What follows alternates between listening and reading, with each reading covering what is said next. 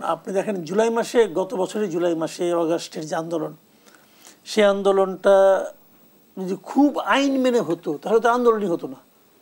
আইন মেনে কখনো আন্দোলন হয় না। কিন্তু একটা রাষ্ট্রের মানে রাষ্ট্রীয় ক্ষমতায় বসেছিল, চেপেছিল একটা শাসক, যাকে আমরা স্বৈরাচারী শাসক বলছি, তার বিদায় তো সে তো তার মতো করে আইন বানায় নেয়।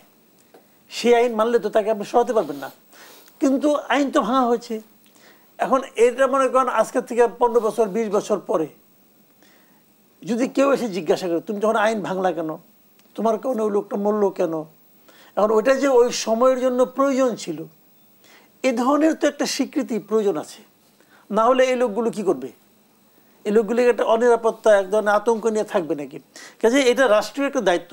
এটা আসলে আরও আগে ঘোষণা করা উচিত ছিল, আরও অনেক আগে। এটা 1 বছর প্রায় 8 মাস পরে এসে ঘোষণা করা হলো। কারণ গত আপনার অগাস্টের পরের থেকে এটা ঘোষণা করা প্রয়োজন ছিল।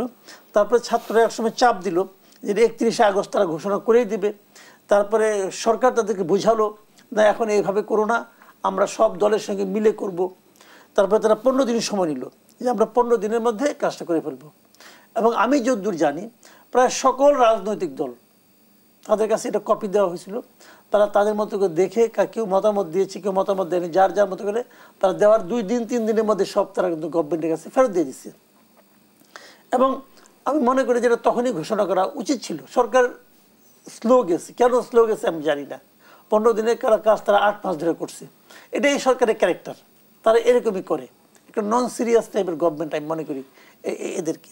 তো তারা এটা ঠেলে ঠেলে এই পর্যন্ত নিচ্ছে। তারপরে আজকে টিপ টিপ বৃষ্টির মধ্যে এটা ঘোষণা করে দিছে। এবং তারপরেও আমি খুশি যে এইটা ঘোষণা করার প্রয়োজন ছিল আরও আগে। তারপর তারা করেছে, ভালো ভালো জিনিস।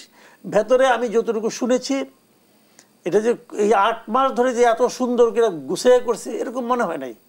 আমার ভেতরে পুরো টেক্সটটা আমার কাছে খুব মানে যে খুব মানে গবেষণা করে করছে তাও মনে হয় না আমার কাছে। কিছুটা কাঁচাই মনে হয়েছে আমার কাছে এই লেখাগুলো, সাবজেক্টগুলো যেভাবে ধারা বর্ণনা করছে একটার পর একটা। তো যাই হোক, তারপরেও আমি হ্যাপি।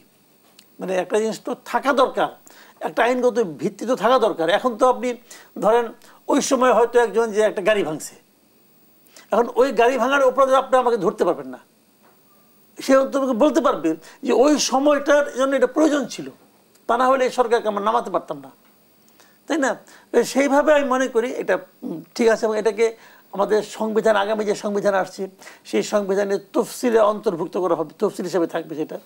এটাও ভালো, কারণ আমাদের স্বাধীনতার ঘোষণাপত্র কিন্তু তফসিলেই ছিল, কাজে সমস্যা নেই। এবং এই যে এটার মধ্যে সবচেয়ে যেটা বড় কাজ যেটা হয়েছে আমি বলবো সেটা হলো প্রধান উপদেষ্টা এটা ঘোষণা করেছেন। দেখলাম ওনার পাশে বিএনপি মহাসচিব আছেন, অন্য অন্য পলিটিক্যাল পার্টি আছে। এটা কিন্তু একটা মানে আপনার একটা জাতীয় ঘোষণার মতো হয়ে গেছে আর কি। এটা আমার কাছে মনে হচ্ছে এটা ভালো কাজ করতে পারছে সরকার।